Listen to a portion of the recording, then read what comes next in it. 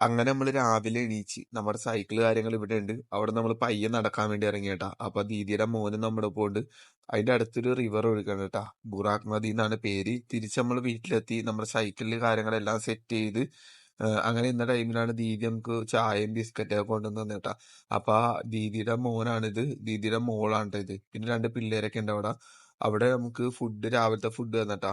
നല്ല ചോറും പിന്നെ ഒരു മുട്ടക്കറിയൊക്കെയാണ് തന്നത്. അങ്ങനെ അവരോട് ഞാൻ നന്ദിയൊക്കെ പറഞ്ഞ് അവിടെ നിന്ന് ഇറങ്ങി വന്ന വഴിക്ക് അവിടെ ഒരു സ്കൂളുണ്ട്. അവിടെ ഒരു മലയാളി സാറുണ്ട് കേട്ടോ. അപ്പൊ അദ്ദേഹത്തിനെ പോയി ഞാൻ പരിചയപ്പെട്ട് സ്കൂളിന്റെ പേരാണ്ട കേംബ്രിഡ്ജ് ഹൈസ്കൂള്. അവിടെ നിന്ന് ഇറങ്ങി ദീദിയുടെ മോൻ എൻ്റെ ഒപ്പം കുറച്ച് ദൂരം വരെ ഉണ്ടായിരുന്നു. അവനാണ് എന്നോട് പറഞ്ഞത് സാർ അവിടെ ഉണ്ടെന്ന്. അപ്പൊ വന്ന വഴിക്ക് ഒരു കുക്കുംബർ കട കണ്ടട്ടാ. അപ്പൊ അവര് നമുക്ക് ഫ്രീ ആയിട്ട് കുക്കുംബറൊക്കെ തന്ന് അവരോട് നന്ദിയൊക്കെ പറഞ്ഞ് അവിടെ നിന്ന് ഇറങ്ങി. അപ്പത്തേക്കും 2 കിലോമീറ്ററത്തോളം ഒരു വണ്ടി കിട്ടിയട്ടാ. ഈ ഒരു പുള്ളിയുടെ വണ്ടിയിലാണ് നമ്മൾ 2 കിലോമീറ്ററോളം വന്നത്. നല്ല വെയില് കാര്യങ്ങളൊക്കെ ഉണ്ട് കേട്ടാ. അവിടെ നടന്നു വന്ന വഴിക്കാണ് ഞാൻ ഇവരെ കണ്ടുമുട്ടിയത്. അപ്പൊ ഇവരോട് വർത്താനൊക്കെ പറഞ്ഞ് നമ്മൾ അവിടെ നിന്ന് ഇറങ്ങിയട്ടാ. അപ്പത്തേക്കും ഒരു പുള്ളീനെ കണ്ടുമുട്ടി. പുള്ളി എന്നോട് പറഞ്ഞു നീ വെയിറ്റ് ചെയ്യാൻ ഞാനിപ്പോ വരാന്ന് പറഞ്ഞ് കടയിൽ നിന്ന് കുറച്ച് സാധനങ്ങൾ മേടിച്ചിട്ട് വന്നിട്ടാ പാവം.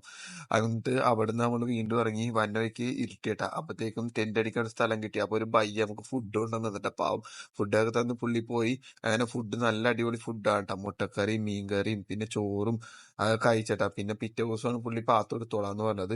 അങ്ങനെ അവിടെ കഴിച്ചിരുന്ന ടൈമിൽ വേറെ 3 പേരെ കണ്ടിട്ടാ. അപ്പൊ അവരോടൊക്കെ നമ്മള് ടാറ്റയൊക്കെ പറഞ്ഞ്